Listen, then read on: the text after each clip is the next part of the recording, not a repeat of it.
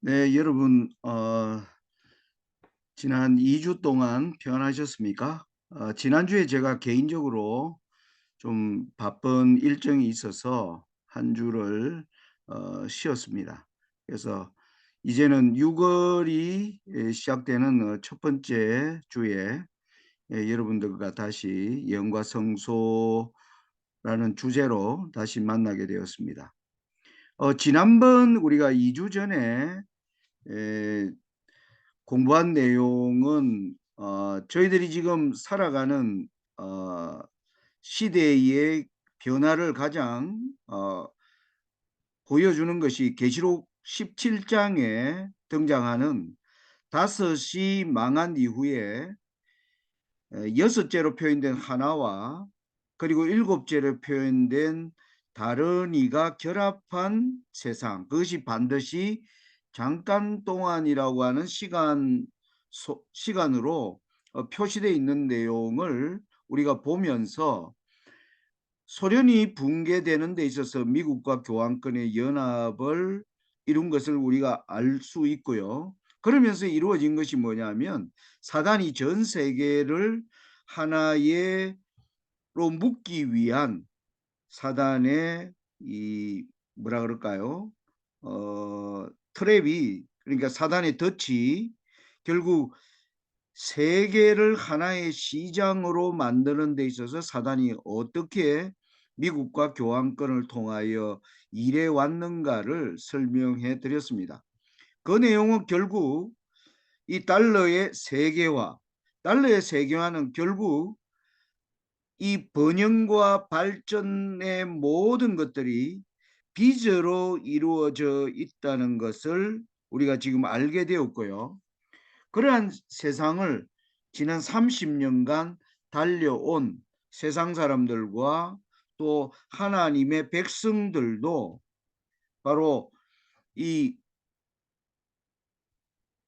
돈에 대한 욕망, 곧 우리 마음 가운데 탐욕의 세상을 만들어내는데 사단이 성공했고, 지금 이러한 세계가 붕괴되려고 하는 지점에 우리가 서 있는데, 바로 이러한 경제의 붕괴는 계시록 18장에 짐승을 타고 있는 엄녀에 대한 심판이 바로 그들이 만든 하나의 시장으로 만들어 놓은 그 세계의 붕괴를 의미한다. 그래서 우리는 지금 하나님의 예언이 보여주는 모든 인프라가 다 갖춰준 가운데 마지막 종말을 향하여 달려가고 있다는 것을 말씀을 드렸습니다.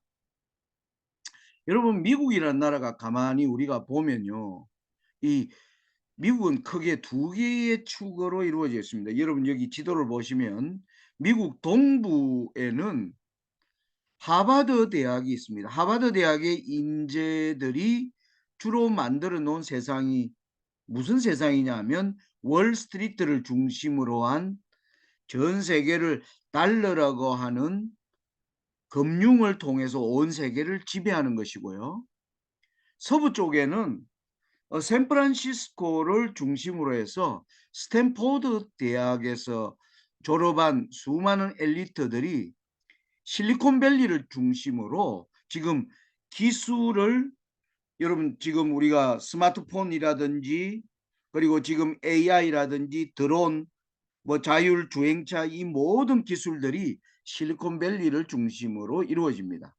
그래서 미국이 동부의 월스트리트와 그리고 서부의 실리콘밸리를 중심으로 온 세상을 지금 어디에다 가두어 놓았느냐 하면은 돈의 포로, 그리고 인간의 욕망을 성취하기 위한 기술. 그래서 지금 전 세계가 AI라고 하는 기술을 향해서 지금 달려가고 있는 것입니다.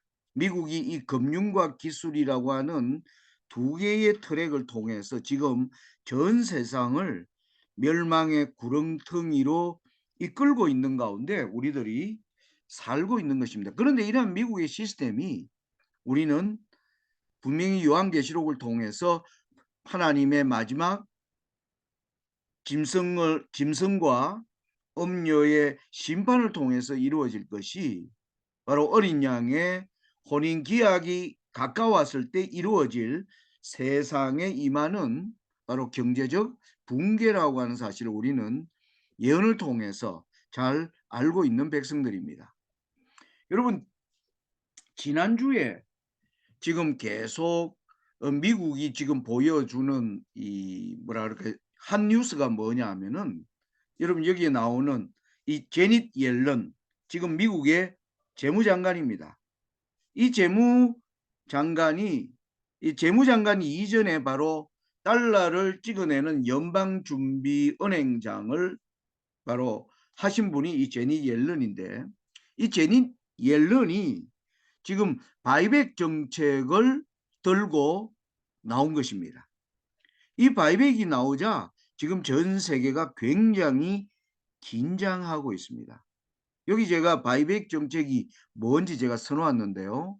여기 보면 바이백이란 국채 가격 안정화를 위해 재무부가 보유하고 있는 장기 국채를 시장에 사들여서 국채의 조기 상환을 의미합니다. 이것은 뭐 따라서 시장에는 유동성이 공급된다는 것입니다. 그게 무슨 뜻이냐면 이런 겁니다. 여러분 이제 지금 6월 달이니까 이제 5개월이 있으면 미국의 대통령 선거가 있습니다.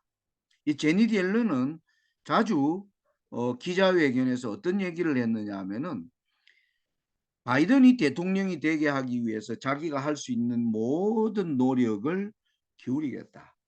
여러분 대통령 선거를 앞둔 미국의 돈줄을 관리하고 있는 이 제닛 옐런 재무부 장관이 바이백 정책을 하겠다는 것은 미국의 국가의 채권입니다. 국가의 채권이 장기 채권과 단기 채권이 있는데 지금 장기 국채가 엄청나게 미국이 돈이 없어서 장기 국채를 지난 약 20년 동안 엄청나게 이제 발행해서 전 세계가 미국이 망하지 않도록 하기 위해서 이 장기 국채를 사들였습니다. 근데 이 장기 국채의 만기가 돌아오니까 이 돈을 이제 상환해야 되는 것입니다. 근데 미국이 돈이 없어요. 빚더미 국가에. 그리고 이 장기 국채에 들어가는 이자만 해도 여러분 1년에 거의 1600조 원 우리 돈으로 1600조 원이라고 하는 거대한 자금이 국채에 대한 이자로 지급되는 것입니다. 이게 지금 만기가 돌아오니까 돈이 없는 거예요. 그래서 이 장기 국채를 해결하기 위해서 단기 국채를 발행해 가지고 이제 장기 국채의 만기가 돌아오면 그 돈을 해결하는 겁니다. 여러분 이게 무슨 뜻이냐면 어떤 사람이 개인적으로 자기가 돈이 없어서 신용카드나 수많은 지금 빚을 쓸 수 있는 대로 다 쓴 겁니다. 그런데 뭡니까? 빚을 갚아야 될 날이 다가오는 겁니다. 그러니까 할 수 있는 게 뭘까요? 예를 들면 국민은행에 카드 빚을 이제 신한은행에 카드를 땡겨서 뭐 하는 겁니까?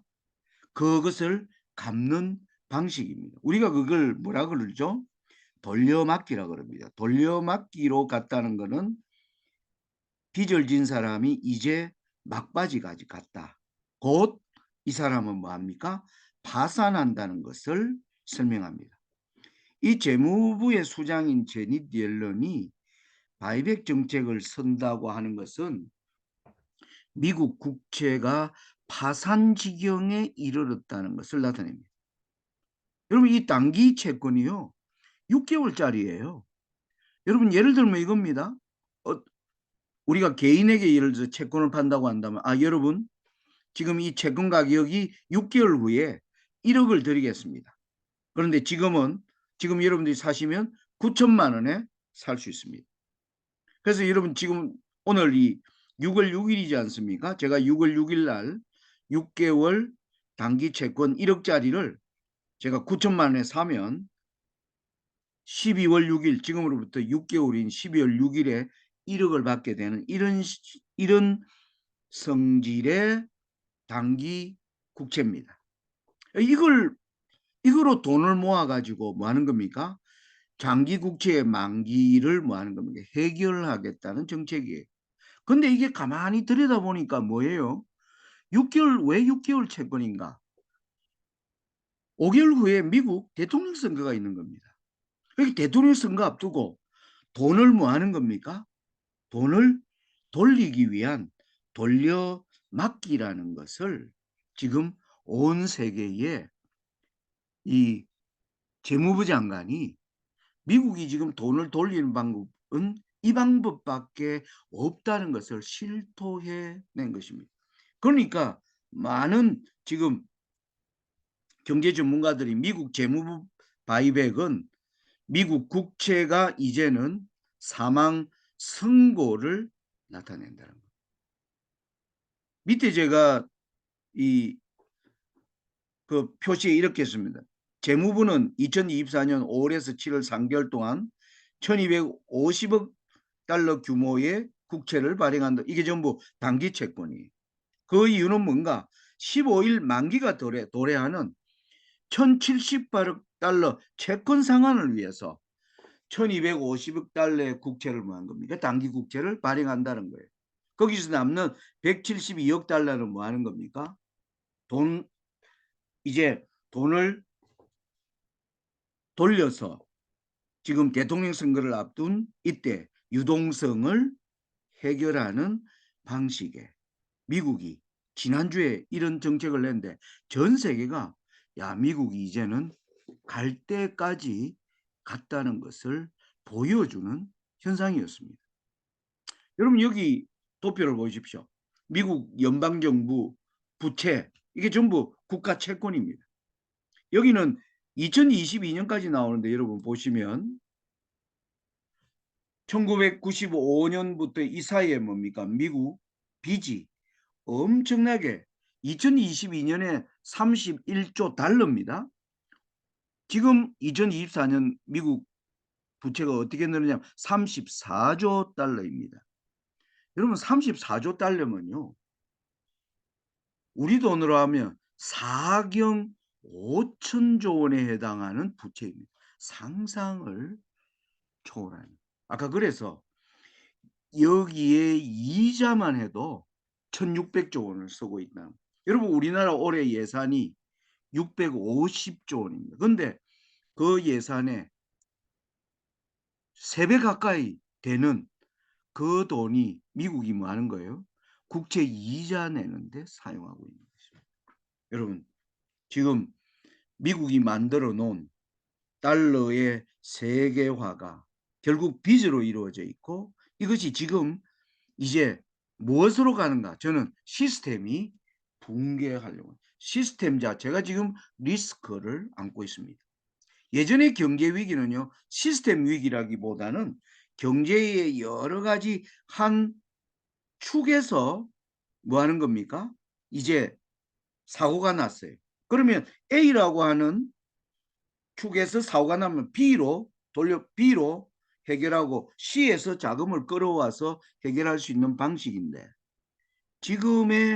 작금의 지금 위기는 어디로 가느냐면 전체의 시스템 자체가 지금은 이제는 돌아가지 않는다는 겁니다.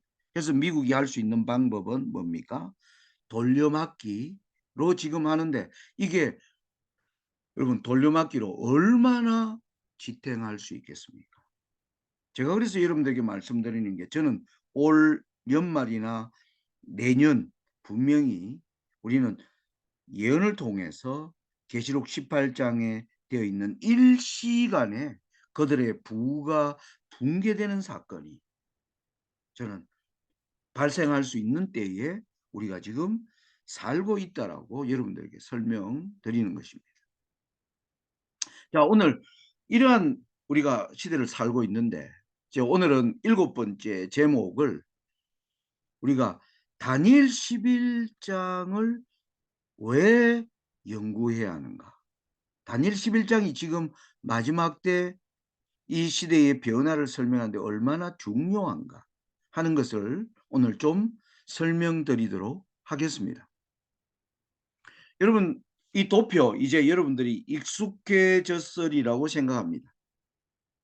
여러분 계시록 17장에 7머리와 8째로 대표되는 이 내비게이션에서 미국이 1798년에 이후에 미국이라는 한 나라가 등장을 하고, 그렇게 되자 죽게 된 상처가 낳은 교황권이 이제 연합하게 될 때 바로 반드시 잠깐 동안이라는 그 시간이 우리는 1990년대 이후에 이제 전개되고 있고, 그렇게 되면 8째가 올라오면 세상은 바야흐로 이제 멸망으로 들어간다는 것이 계시록 17장이 보여주는 내비게이션의 중요한 그림인 겁니다. 그래서 이 반드시 잠깐 동안이라고 하는 이 기간은 미국과 교황권이 연합한 것은 소련을 붕괴시키는데 미국과 교황권이 연합했기 때문에 1990년대 이후의 변화를 바로 반드시 잠깐 동안이라고 얘기하는데, 우리는 이 변화 가운데 경제가 무너지는 데 있어서의 시스템이 바로 WTO 체제를 통해서 미국의 달러를 체계가 빚으로 이루어진 걸로 지금 무너지려고 하는 세상을 우리가 살고 있다는 것을 설명을 드린 겁니다. 자, 그런데 이것을 보다 구체적으로 이 변화를 자세히 설명하는 것이 또 성경에 있습니다. 그것이 바로 어디냐 하면 다니엘 11장 40절부터 45절이 보여주는 내용이라는 것입니다. 그럼 그 내용을 제가 여기에 12장 1절까지의 내용을 적어 놓았습니다. 여러분 여기 보면 제가 그라고 하는 내용을 노란 글씨로 크게 했는데, 바로 11장 40절부터 12장 1절에서 나오는 이 그는 누구냐 하면 바로 죽게 된 상처가 낳은 교황권, 곧 북방왕입니다. 그래서 북방왕이, 살아난 북방왕이 어떻게 차례대로 일하게 될 것인가를 다니엘 11장 40절 이후가 얘기한다는 것입니다. 제가 한번 읽어볼 테니까 여러분들이 그를 중심으로 여러분들이 한번 따라와 보시기 바랍니다. 마지막 때의 남방왕이 그를 지리리니 북방왕이 병거와 마병과 많은 배로 회리바람처럼 그에게로 마주와서 그 여러 나라에 들어가며 물이 넘침같이 지나갈 것이요, 그가 또 영화로운 땅에 들어갈 것이요, 많은, 제가 갈로에서 사람이라고 해놨는데 번역에는 많은 나라라고 되어 있습니다. 아무튼 이 문제는 뒤에 하도록 하고요. 성경에 여러분들이 가지고 있는 개역 한글 성경 그대로 읽으면 많은 나라를 패망케 할 것이나 오직 에돔과 모압과 암몬 자손의 존귀한 자들은 그 손에서 벗어나리라. 그가 열국에 그 손을 펴리니 애굽 땅도 면치 못할 것이므로 그가 권세로 애굽의 금은과 모든 보물을 잡을 것이요, 리비아 사람과 구스 사람이 그의 시종이 되리라. 그러나 동북에서부터 소문이 이르러 그로 번민케 가므로 그가 분노하여 나가서 많은 무리를 다 도륙하며 진멸코자 할 것이요, 그가 장막 궁전을 바다와 영화롭고 거룩한 산 사이에 베풀 것이나 그의 끝이 이르리니 도와줄 자가 없으리라. 그때에 너 민족을 호위하는 대군 미가엘이 일어날 것이요, 또 환란이 있으리니 이는 개국 이래로 그때까지 없던 환란이다. 이렇게 나오는 겁니다. 여러분 여기 공통적으로 나오는 그 바로 죽게 된 상처가 낳은 교황권이 차례대로 하는 일들이 기록된 것이 바로 11장 40절이 이후가 보여주는 중요한 내용인 것입니다.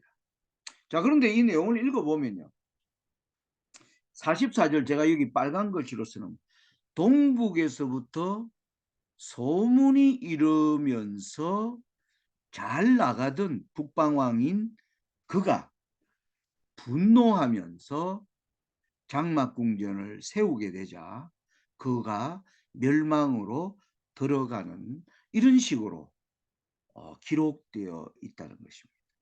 제가 오늘 이것을 해석하려고 하는 것이 아닙니다. 이 문장의 전체적인 문맥이 어떻게 구성되어 있는가를 잘 한번 여러분들이 자세히 살펴볼 필요가 있다는 사실을 지금 말씀드리는 것입니다. 자, 이걸 도표로 만들면 이렇습니다. 40절에는요. 북방왕이 자신을 찌른 남방왕을 무너뜨리는 장면이고요. 11장 40절은 남방왕이 북방왕을 찌르지 않습니까?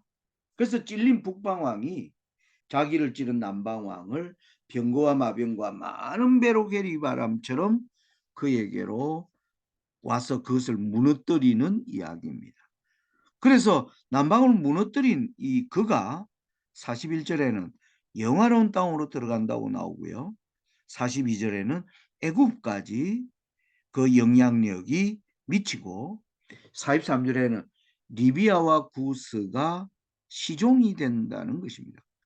자, 여기 보면 이 내용을 보면 40절부터 이 43절의 내용은 바로 상처가 나은 북방왕이 교황이 바로 교황권입니다. 요걸 이제 앞으로 우리가 예언을 통해서 제가 설명을 드리려고 하는데 오늘은 이 11장 40절 이후의 내용의 구성이 어떤 식으로 되어 있는가를 제가 지금 설명드리는 것입니다. 그래서 세계적 위상을 회복하는 단계에 44절에 동북에서 오는 소문이 그의 가는 길에 뭐 하는 겁니까? 장애물로, 심각한 장애물로 등장을 하게 되자 장막궁전을 세우게 되는데 이때 교황권이 멸망으로 들어가며 대군 미가엘이 드디어 등장하면서 세계는 개국 이래로 없던 환란으로 들어간다는 것입니다. 그래서 저는 44절과 45절이 바로 게임 체인저. 북방왕이 지금까지 성성장구하며 가던 길이 갑자기 뭡니까? 장애물을 만나서 거대한 변화가 일어나는 장면이 바로 44절과 45절이 그러한 내용을 나타낸다. 그래서 이 내용의 구성이 어떻게 되어 있는가를 여러분들이 잘 이해하는 것이 중요하다고 생각이 되는 것입니다. 자, 그러면 이제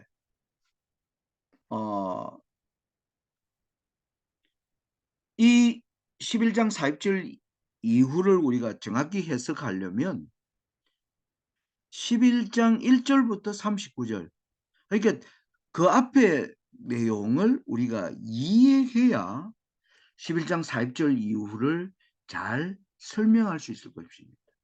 왜냐하면 그가 왜 살아난 교황권인가를 제가 설명해 드리고 영화로운 땅은 마지막 때의 영화로운 땅은 뭘 나타낼까? 구약시대의 영화로운 땅은 예루살렘이었는데 마지막 때의 이 영화로운 땅이 여전히 예루살렘일 것인가? 그런데 지금 예루살렘은 신약시대의 예루살렘은 더 이상 영화로운 땅이 아닙니다. 그리고 아무튼 영화로운 땅에 들어갈 때 에돔, 모압, 암몬은 또 어떤 의미로 우리가 에돔, 모압, 암몬은 지금 존재하지 않습니다. 구약의 이스라엘 백성들을 괴롭혀왔던 인근의 뭡니까? 형제 국가들과 같은 민족들이었습니다. 이걸 어떻게 마지막 때 마지막 때 해석할 것인가? 이런 중요한 과제가 있는 것입니다. 그리고 42절에 가면 애굽 땅, 바로 오늘날의 이집트인데요. 그 애굽을 지금 우리가 마지막 시대에 어떻게 이해할 것인가? 그리고 리비아 사람과 구스 사람이 종이 된다고 하는 이 리비아와 구스를 우리가 또 어떻게 이해해야 하는가? 이런 과제를 우리가 풀어나가야 한다는. 그리고 동북에서 오는 소문은 무엇인가? 또 그로 인해서 세워지는 장막 궁전은 풀어야 할 과제가 굉장히 많습니다. 자, 그래서 다니엘 11장 연구에는 여러분 11장 전체에 보면 이 등장하는 단어에 난해한 단어들이 굉장히 많이 등장을 합니다. 그리고 여러분이 이 다니엘 11장을 이제 여러분 히브리어로 되어 있는 이 아주 고대 언어를 오늘날 현대 성경을 번역하는 사람들이 이걸 번역하는데 얼마나 어려움이 많았겠는가. 여러분 다니엘 11장 지금도 해석 제대로 하지 못합니다. 그러면 11장의 내용을 번역하는 사람들은 이 내용이 무엇을 얘기하는지 알지 못하는 가운데 뭐 하는 겁니까? 용어를 번역한다는 거기에서 일어나는 굉장한 어려움들이 분명히 있는 것을 압니다. 그리고 또 다니엘 11장 내용은 시작부터 보면 바사부터 페르시아 때부터 시작하거든요. 페르시아 때부터 우리 지금 마지막 때까지니까 약 2500년간의 역사를 뭡니까? 관통하는 내용이기 때문에 다니엘 11장 연구가 굉장히 어렵다. 나오는 단어들이 굉장히 어려운 단어들이 많이 나옵니다. 그리고 이것을 번역하는 데 있어서도 상당히 어려움을 겪을 것이다. 그리고 이게 2500년간의 역사를 관통한다는 점에서 다니엘 11장 연구가 굉장히 힘든 점이 있다는 것입니다. 자, 그러면 우리가 이걸 저는 어떻게 우리가 그러면 이러한 어려움 속에서 다니엘 11장을 풀어나가야 할 것인가? 저는 이 네 가지 방법을 따라서 여러분들과 이제 다니엘 11장을 함께 살펴보려고 하는 것입니다. 첫째는 다니엘서 예언의 전개 방식입니다. 다니엘이 보면 하나님이 다니엘에게 직접 이상을 주기 시작한 것은 다니엘 7장입니다. 다니엘 7장의 예언을 받은 다니엘이 약 2년 후에 다니엘 8장의 예언이 주어지고 다니엘 8장의 예언으로부터 이제 다니엘 11장의 예언은 10년 이상의 시간이 흘러가면서 이제 예언이 전개되는데, 그러면 7장부터 되어 있는 예언 전개 방식에서 하나님이 우리에게 무엇을 이야기하는가 하는 것을 파악하는 것이 중요하다. 그래서 이것을 먼저 파악하는 게 중요하고요.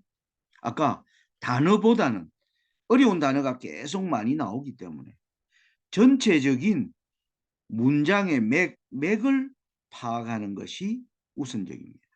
그러니까 예를 들어 텍스트가 있는데 텍스트에 그 단어 자체의 어떤 해석에 우리가 더 노력을 기울이기보다는 텍스트를 컨텍스트, 그 문장의 맥을 파악하는 것이 우선적이라는 것. 자, 그리고 또 하나, 예언은 순서를 따라 전개되고 있는 걸 우리가 기억해야 합니다. 다니엘서에 우리는 사자, 곰, 표범 모든 예언들이 시대적 순서를 따라 등장하고 있습니다. 자, 그래서 순서를 통해서 2500년의 전체적인 흐름에 관한 이해를 하게 되면 우리가 다니엘 11장에서 얻을 수 있는 많은 유익을 우리가 찾아낼 수 있다. 이게 제가 다니엘 11장을 여러분들과 함께 살펴보는 데 있어서의 우리의 접근 방식이라고 하겠습니다. 자, 요걸 이제 하면 오늘 이제 11장의 예언이 전개되는 데 있어서 다니엘 7장, 8장, 11장. 여러분 여기에 여러분 다니엘 9장도 있는데 다니엘 9장의 예언은 왜 포함되지 않았지? 이렇게 생각할 수 있는데 여러분들이 다니엘 9장은 보시면 다니엘이 2300주야의 예언을 받으면서 다니엘 8장에서 다니엘이 하나님의 성소를 향하여 기도하는 다니엘을 위하여 이스라엘 백성들에게 뭡니까? 70일의 은혜의 기간을 허락하는 그 내용이 중점적으로 된 것이 다니엘 9장입니다. 그래서 다니엘 9장에는 역사에서 등장하는 사단의 도구가 된 나라들에 대한 예언은 다니엘 9장은 그러한 예언을 담고 있지 않습니다. 그래서 하나님의 백성들을 억압하는 데 있어서 사단의 도구가 된 나라들을 차례대로 보여주는 예언은 다니엘 7장, 8장, 11장으로 구성되어 있음을 여러분들이 알아야 한다는 것입니다. 자, 도표를 잘 보시면요. 다니엘 7장에는 여러분 거기에 5개의 세력이 나옵니다. 사자, 곰, 표범, 열불 가진 넷째 짐승, 그리고 작은 뿔이 등장을 하는 거 여러분 알고 계십니다. 이게 바벨론, 페르시아, 헬라, 로마 교황권으로 역사에 등장한 것도 여러분들이 아실 줄로 믿습니다. 근데 여러분 다니엘 7장을 여러분들이 읽어보시면 해석 부분에서 하나님께서 다니엘에게 다니엘 7장 이상에서 다니엘에게 가장 인상적으로 보인 것은 바로 넷째 짐승입니다. 로마 열불 가진 짐승입니다. 여러분 성경을 한번 펴보십시오. 거기 보시면 제가 여기 성경절은 적어 놓지 않았기 때문에 여기 여러분 성경에 보시면 19절 다니엘 7장 19절에 보면 이에 내가 넷째 짐승의 진상을 알고자 하였으니 다니엘에게 가장 인상적으로 나타난 짐승은 바로 열불 가진 넷째 짐승이었습니다. 그래서 해석도 여러분 23절 보시면 다니엘 7장 23절 보시면 모신자가 이처럼 이르되 넷째 짐승은 곧 땅의 넷째 나라인데 그래서 해석도 넷째 짐승과 넷째 짐승의 열뿔 사이에서 나오는 작은 뿔을 설명하는데 뭐한 겁니까? 해석이 집중되어 있음을 여러분들 볼 수가 있습니다. 이게 다니엘 7장에서 하나님이 강조한 것입니다. 그러면 여러분 당연히 다니엘이 이제 수많은 시간이 지나가면서 그가 이상해 본 넷째 짐승과 작은 뿔의 관계를 다니엘이 생각했을 것입니다. 그런데 2년 후에요. 다니엘 8장에 예언이 주어질 때는 짐승이 수양과 수염소 2마리밖에 등장하지 않는 것입니다. 그런데 이 수양을 설명하는 데 보면 이 수양은 메대와 바사고 수염소는 헬라라고 해석 자체를 해주는 내용이 다니엘 8장에 나오는 것입니다. 여러분 보세요. 다니엘 8장입니다. 20절 보면 너가 본 바 두 뿔 가진 수양은 곧 메대와 바사 왕들이요. 털이 많은 수염소는 곧 헬라 왕이요. 두 눈 사이에 있는 큰 뿔은 곧 그 첫째 왕이요. 자, 그래서 수양과 수염소에게서 네 뿔이 나오고 여러분 그런데 수양이 메데바사고요. 페르시아고 수염소가 헬라라면 다니엘 7장으로 보면 로마를 나타내는 10뿔 가진 짐승이 등장해야 하는 것입니다. 그런데 8장에는 10뿔 가진 짐승이 등장하지 않습니다. 바로 작은 뿔이 등장한다는 것이 하나님이 예언을 전개하는 방식이에요. 이것은 무슨 뜻인가? 여러분 다시 한번 말씀드리면 다니엘 7장의 이상에서는 하나님이 넷째 짐승을 강조했습니다. 그런데 8장에서는 넷째 짐승은 10뿔 가진 짐승인데 10뿔이라는 단어 자체가 나오지 않습니다. 하나님이 속 빼버린 겁니다. 10뿔 가진 짐승 빼버리고 작은 뿔을 바로 보여준 것이에요. 이게 무슨 뜻인가 우리는 알고 있습니다. 하나님이 다니엘 7장에서는 로마와 교황권을 나누어서 보여줬는데 다니엘 8장은 로마와 교황권이 하나의 성질면에서 같은 세력 곧 작은 뿔로 함께 보여주었다는 것이 다니엘 8장의 이상이 주는 독특함입니다. 자, 그러면 여러분 당연히 하나님이 이제는 작은 뿔이 주인공이 된 거예요.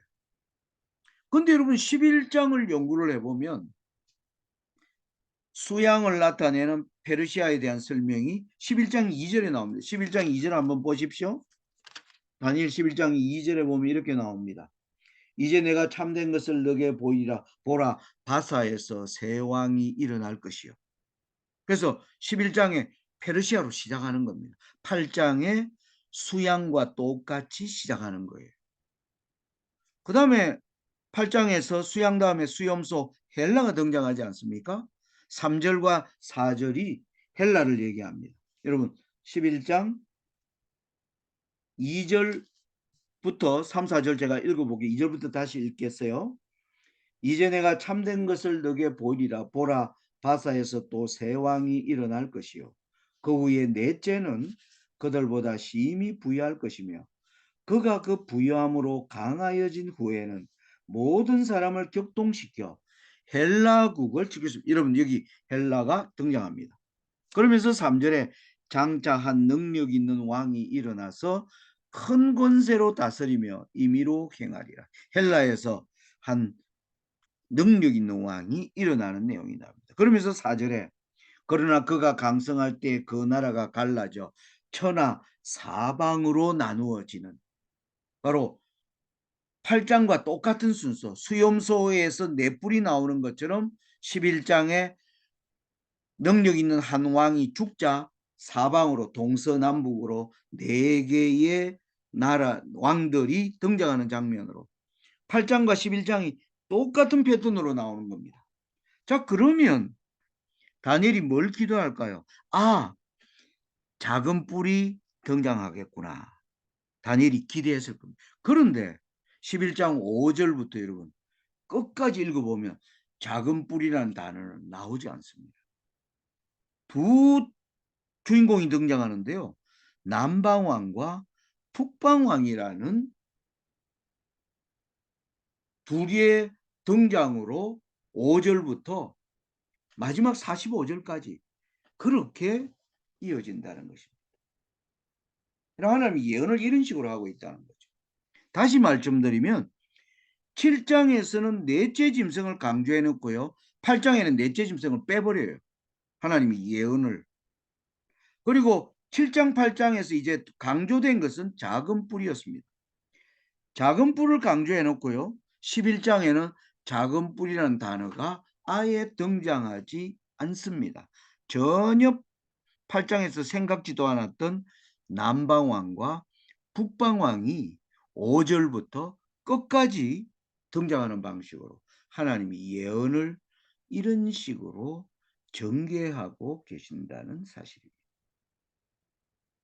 무슨 의미일까 하는 것입니다. 자, 요 구절을 우리가 알았습니다. 이 구조가 이렇게 되어 있는 것.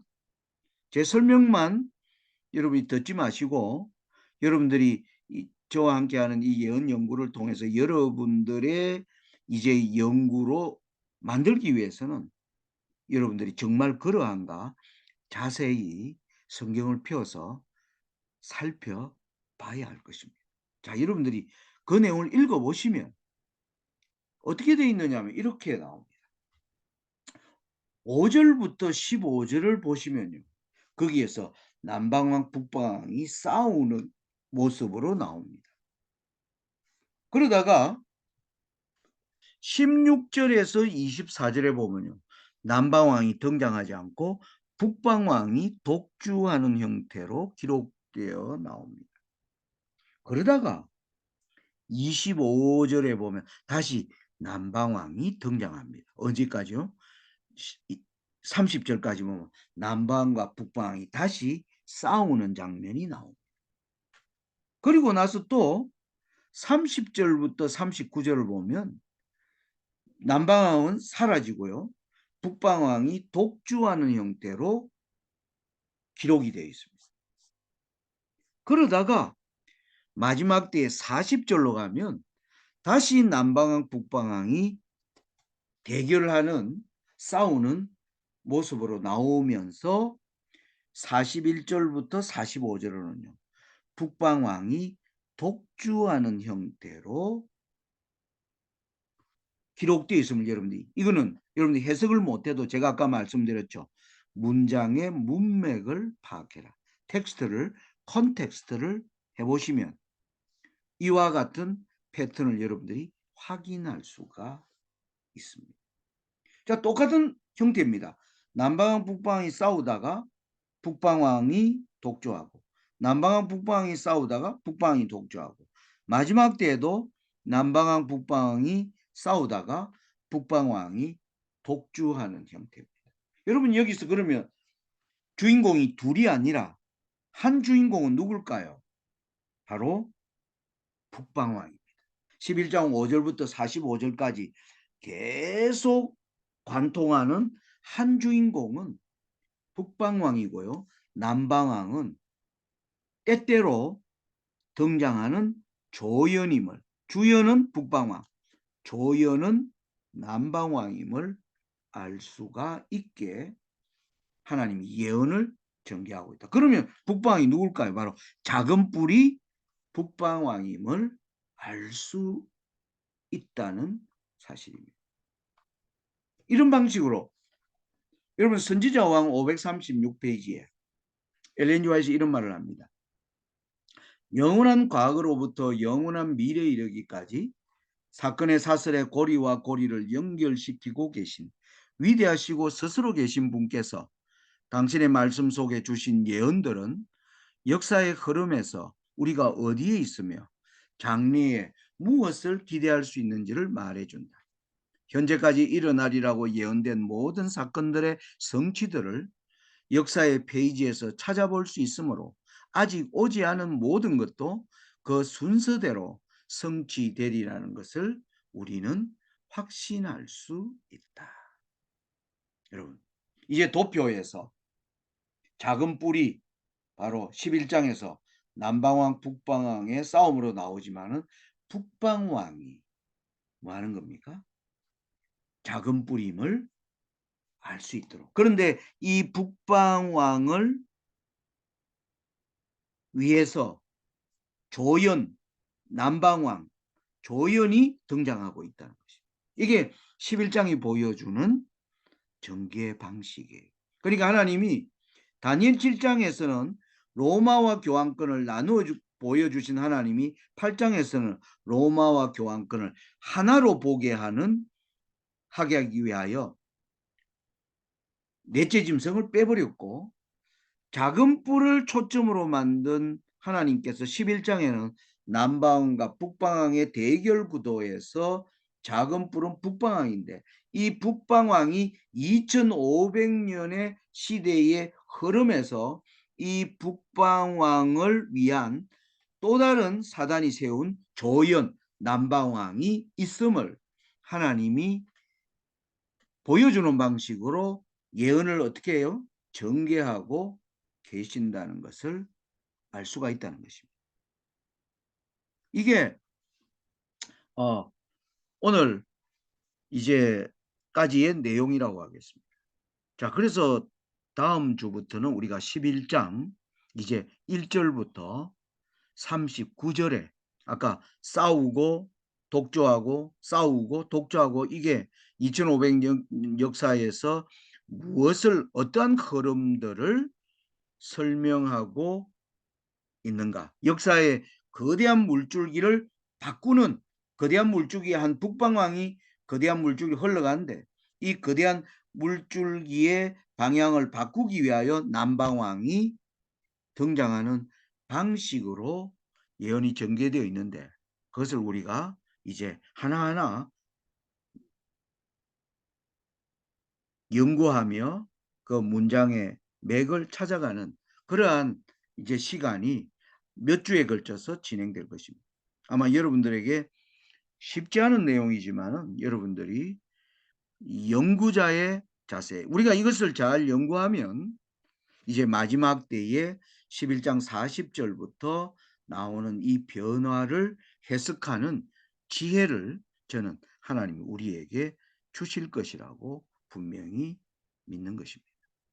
자, 오늘은 여기까지 이 내용을 중심으로 말씀드렸고요. 다음부터 우리가 11장을 본격적으로 이제 탐색하도록